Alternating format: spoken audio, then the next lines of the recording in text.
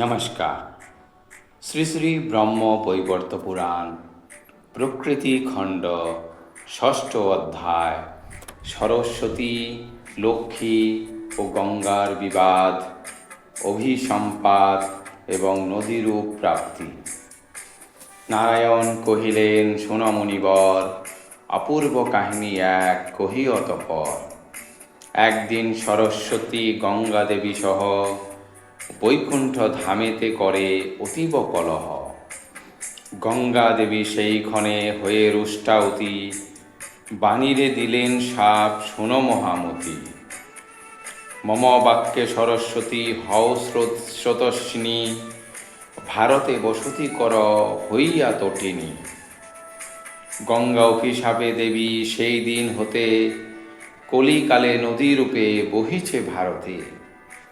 পুণ্যদাত্রী সেই নদী তপঃমূর্তিমতী, পুণ্যবানে ত্রাণ করে নদী সরস্বতী।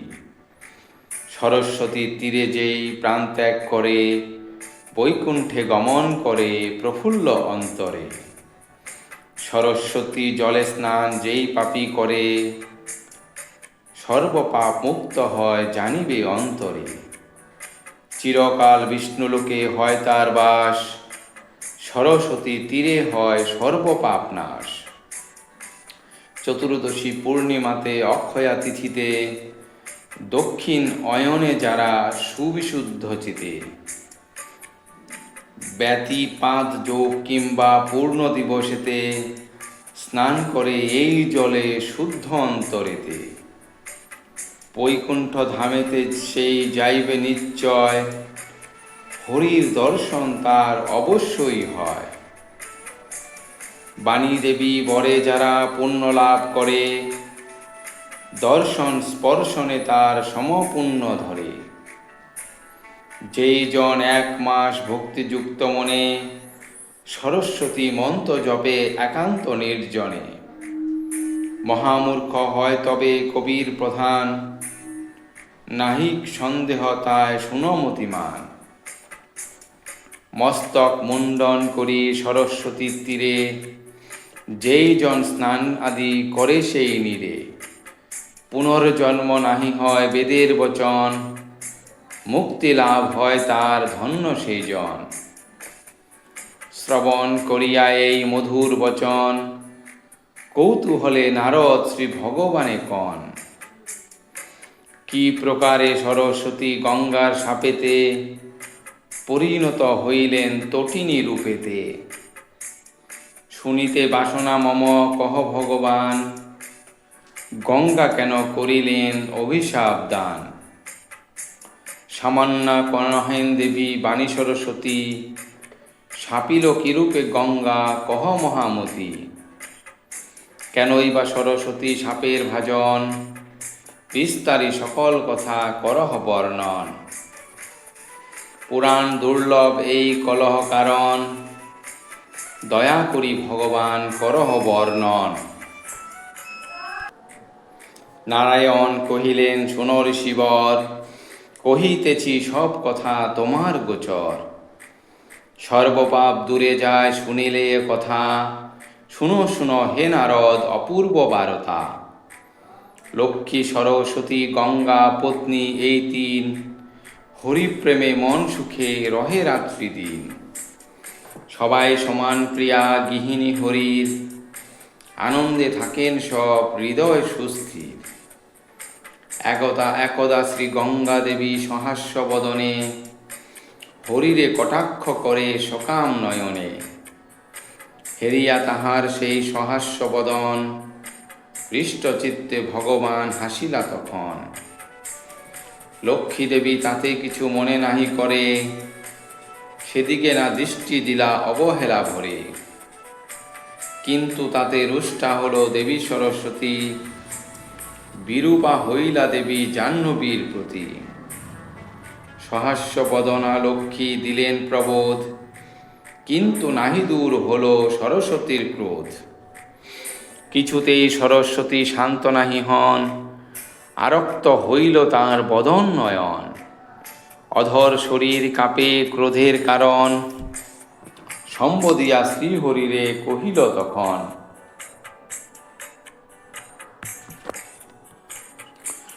ওহে নাথ, কি বিচিত্র স্বভাব তোমার, মম প্রতি আজি তব একই ব্যবহার। কি দোষ করেছি প্রভু তোমার চরণে, গঙ্গা দেবী প্রিয়া আজি কিসের কারণে। এত যদি গঙ্গা দেবী প্রিয়া তব হয়, আমারে বিদায় তবে কর মহাশয়। পতির প্রেমের যদি অংশ নাহি পাই, স্বজন বিহীনা আমি ভবে নাহি ঠাই। প্রতি প্রেমে হইলাম বঞ্চিতা যখন, এছাড় জীবনে আর কিবা প্রয়োজন। আমারে বিদায় দাও তে জীব জীবন, জনম দুঃখিনী আমি অতি অভাজন। মম প্রতি তব যদি নাহি থাকে প্রীতি, অনাসক্ত হয়ে থাক জগতের রীতি।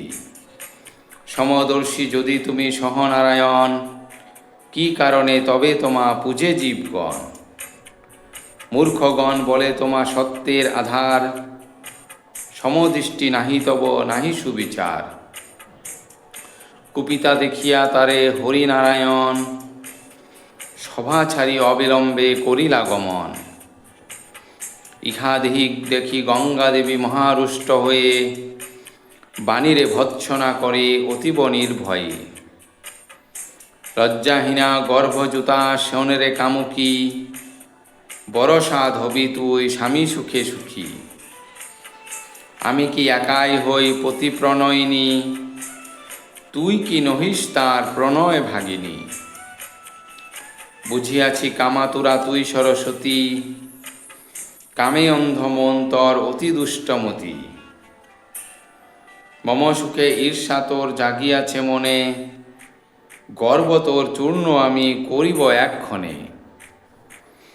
এত বলি গঙ্গা দেবী রুদ্রমূর্তি ধরি, সরস্বতী প্রতিদ্রুত যান আগুসারি। শুনিয়া গঙ্গার কথা রুষ্ট চিত্তে অতি, গঙ্গার ধরিতে কেশ যান সরস্বতী।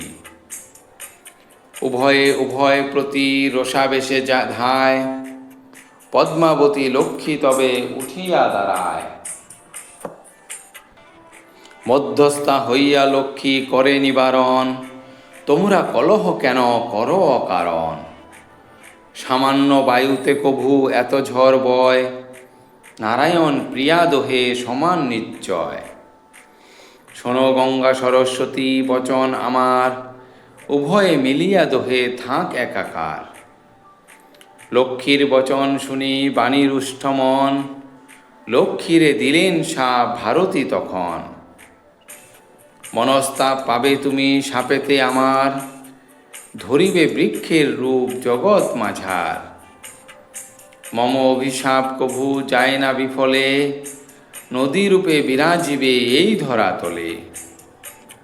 পদ্মাবতী লক্ষ্মী দেবী শান্ত স্থিরতি, বাণীর বচন শুনি নহে রুষ্টমতি। অন্তরে শোকের ঝড় উথলে তাহার, নয়ন হইতে বহে অশ্রুধারাসার। তথাপি না রোধে থাকে মলিন বদন, বাণীরে না কহে কোনো কুপিত বচন। ধরিয়া বাণীর কর সভা মধ্যে রয়, মহাদুঃখ মনে তার হইল উদয়। বাণীর সে উগ্রভাব করিয়া দর্শন, মহাক্রোধে গঙ্গা দেবী কহিলা তখন। শুনো লক্ষ্মী বাণী হস্ত কর পরিহার, কুটিল ভাসিনী বাণী উগ্র ব্যবহার। দুর্মুখী কলহ প্রিয়া কি করিবে মোর, জানিও আমার আছে পরাক্রম ঘোর। তোমারে দিয়াছে সাপ গর্বিতা রমণী, আমিও সাপিব তারে দেখিবে এখনি। শুনো শুনো বাণী তুমি বচন আমার, সাপিব তোমারে আমি রক্ষা নাহি আর। মম সাপে নদীরূপ করিয়া ধারণ, ধরা মাঝে অবিলম্বে করিবে গমন। তোমার পবিত্র জল যেজন স্পর্শিবে, পাতক তাহার দেহে কবু না রহিবে। সেই পাপ প্রবে তব হৃদয় মাঝারে, আমার বচন কেহ খণ্ডিতে না পারে। শুনিয়া গঙ্গার সাপ দেবী সরস্বতী, ক্রোধে কাঁপে থর থর রোষাবেশে অতি। গঙ্গা প্রতি সরস্বতী দিলাও প্রতিশাপ, শুনো শুনো গঙ্গা দেবী আমার প্রতাপ। ধরাতলে নদী রূপে কর অবস্থান, এই অভিশাপ তোমা করিলাম দান। ভগবান চতুর্ভুজ আসিয়া তখন, স্বীয় বক্ষে ভারতীরে করিলা ধারণ। জাহ্নবীরে কহিলেন সুমিষ্ট বচনে, মিছামিছি প্রিয়া কেন রুষ্ট হও শনে মনে। ভারতীরে অভিশাপ নাহি দাও প্রিয়া, কলহের কি কারণ শুনো মন দিয়া। উপদেশ দিলা কত নিত্য নিরঞ্জন, না শুনিল গঙ্গা দেবী তাহার বচন। বিপদ বুঝিয়া শেষে হরি ভগবান, সভা মাঝে নত শিরে করে অবস্থান। অনন্তর ক্রুদ্ধ চিত্তে বাণী কর ধরি, মিষ্ট বাক্যে পুনঃ পুনঃ কহিলেন হরি। শুনো শুনো সরস্বতী বচন আমার, গঙ্গা প্রতি অভিশাপ কর পরিহার।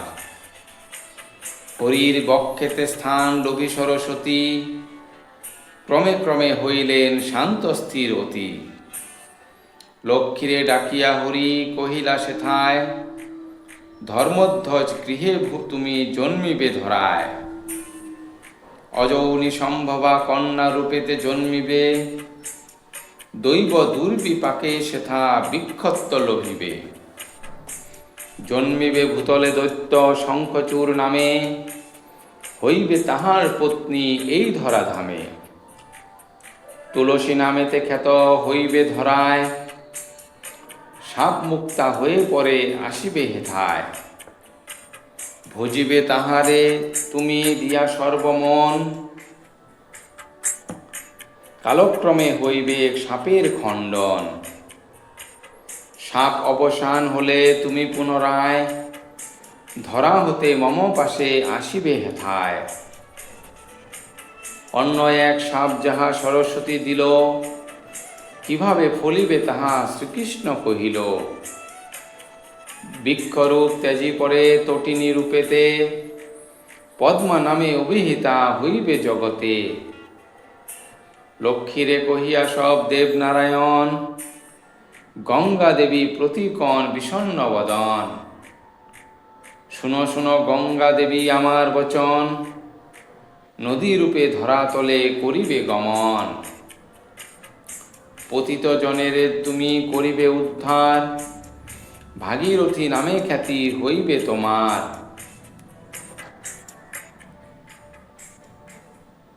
আমার অংশেতে হবে সাগর বিশাল, তার পত্নী রূপে তুমি থাকো কিছুকাল। অনন্তর পত্নী রূপে শান্তনু রাজার, কিছুকাল বাস করো অবনী মাঝার। কর্মফল কিছুতে না হইবে খণ্ডন, সাপ মুক্তি হলে হেথা করো আগমন। অতঃপর বাগদেবীরে কহে ভগবান, গঙ্গা সাপে ধরাধামে করো অবস্থান। ব্রহ্মার নিকটে গিয়া পত্নী হয় তার, গঙ্গা যাও শিব পাশে বচন আমার।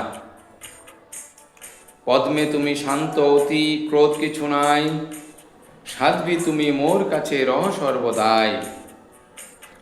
তব অংশে জন্মলাভ করিবে যে নারী, পতিব্রতা বলে খ্যাতি হইবে তাহারি।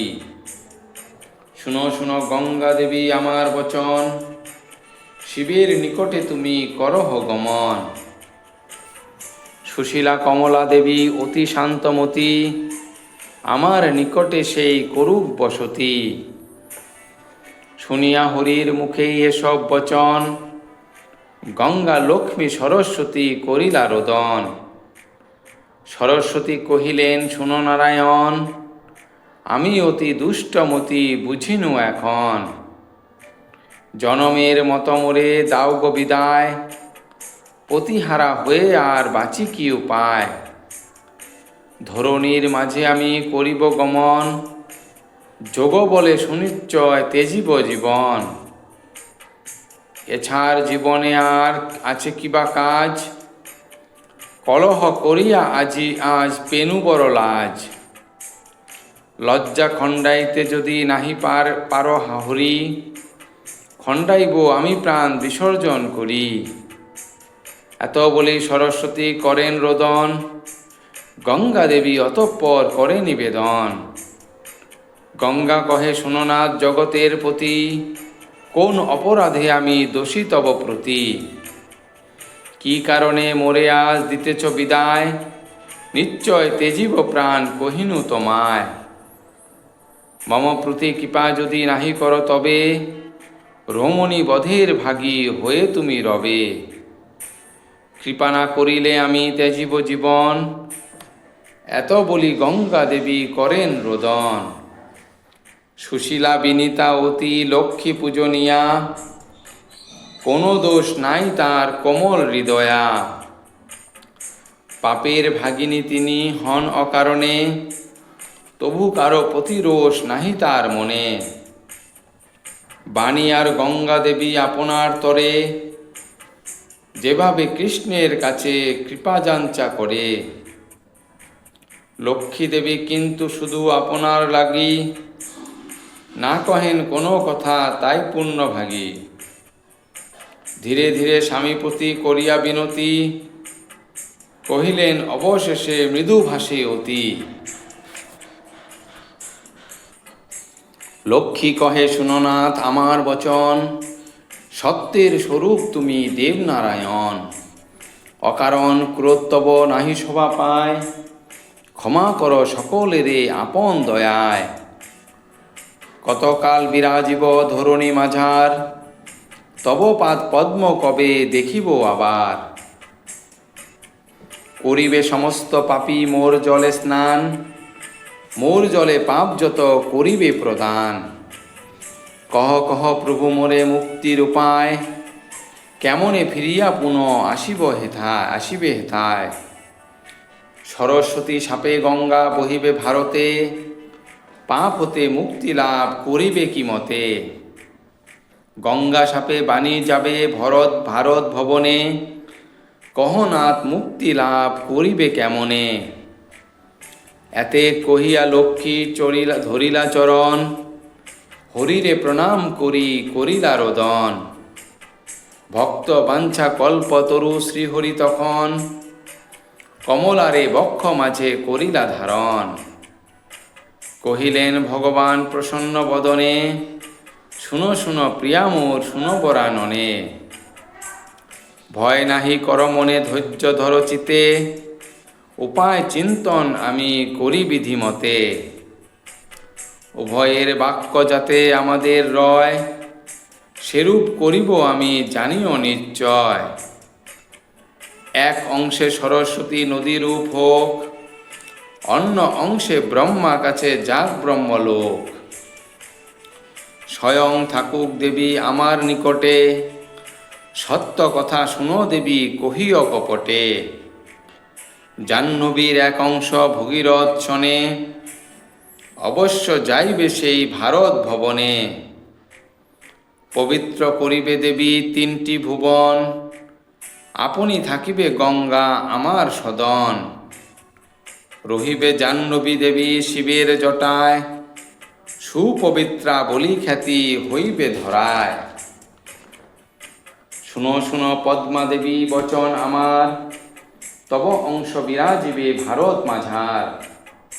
পদ্মাবতী নদীয়ার তুলসী আকারে, কলিকালে রবে তুমি ভারত মাঝারে।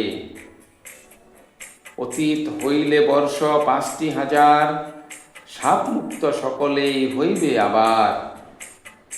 তবু এক কথা আমি তোমারে জানাই, তোমার সর্বদা কিন্তু থাকিবে এ ঠাই। কহিলাম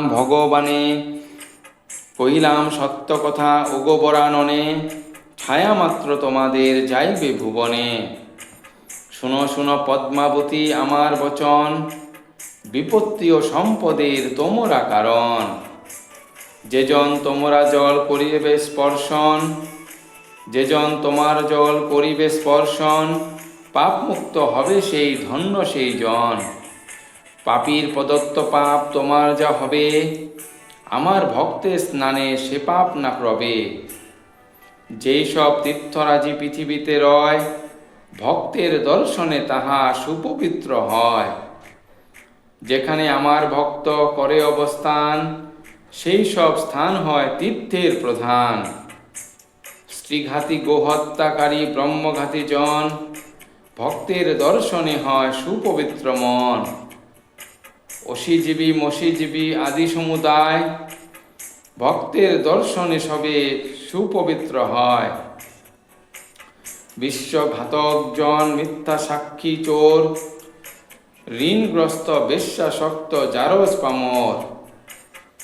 বেশ্যাপুত্র মিত্র হস্তা নাহিক যাহারা, নাস্তিক যাহারা, ভক্তের দর্শনে হয় পবিত্র তাহারা। গুরুমন্ত্রে অদীক্ষিত শূদ্রের পাচক, ভক্ত নিন্দাকারী জন গ্রামের যাজক। আত্মীয় স্বজনে যেই না করে পালন, ধরাধামে অতিশয় পাপী সেই জন। ভক্তের দর্শনে আর ভক্তের স্পর্শনে সুপবিত্র হয় তারা, জেনে রাখো মনে। দেবদ্রব্য বিপ্রদ্রব্য চুরি যেই করে, কন্যার বিবাহ দেয় অর্থ লাভ করে তরে। সেই সব পাতকীরা জেনে রাখো মনে, সুপবিত্র হয় ভক্ত দর্শনে স্পর্শনে। বৈষ্ণব জনের হয় মাহাত্ম্য অপার, তার কৃপা লোভী হয় ভব সিন্ধু পার। বৈষ্ণবে তুল্য কেহ কথা নাহি হয়, মম বাক্য শিষ্যা নহে জন্মিলা নিশ্চয়। কমলা কহেন শুন নিত্যার নিরঞ্জন, বিদ্যার বিদ্যারিয়া কহ তবে ভক্তের লক্ষণ। শুনিয়া লক্ষ্মীর কথা হরিনারায়ণ, নিগুর তত্ত্বের কথা কহিলা তখন।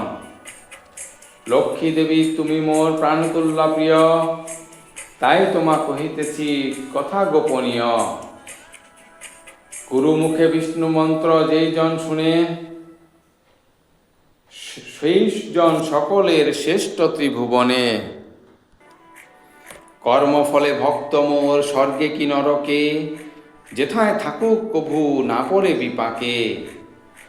তার যত বংশধর তার পুণ্য বলে, চতুর্বর্গ ফল লাভ করিবে সকলে। ভক্তি থাকে মম প্রতি যে সাধুজনের, নিয়ত করয়ে পূজা শ্রীনারায়ণের। মনে মনে সর্বক্ষণ আমার এই স্মরে, মুক্তি পাবে সুনিশ্চিত যেন মোর বরে। মোর পূজা করে যেই ভক্তিযুক্ত মনে, পুলকিত হয় মোর নাম সংকীর্তনে। ব্রহ্মত্ব কি অমরত্ব কিছু নাহি চায়, আনন্দিত হয় যেই আমার সেবায়। ইন্দ্রত্ব মনুত্ব কিংবা দেবত্ব না চায়, সকল সময় মম রাখে মম পায়। তারা মোর ভক্তজন সকল সময়, আমার ভক্তের কভু বিনাশ না হয়। কুকার্যে নাহিক ইচ্ছা সৎকার্যেতে মন, মম ভক্ত কভু নহে অন্যায় ভোজন। বশীভূত হয় তার ইন্দ্রিয় নিশ্চয়, মোর ভক্ত ইন্দ্রিয়ের দাস কভু নয়। পৃথিবীতে জন্ম লভে মোর ভক্তগণ, পৃথিবী পবিত্র হয় তাদের কারণ। অনন্তর বৈকুণ্ঠতে করে আগমন, কহিলাম লক্ষ্মী এই ভক্তের লক্ষণ। ব্রহ্মবৈবর্তের শ্লোক শ্রীহরি কথন, সেই শোনে লভে সেই শ্রী হরিচরণ। ইত্যাদি প্রকৃতি খণ্ডে ষষ্ঠ অধ্যায় সমাপ্ত। ধন্যবাদ।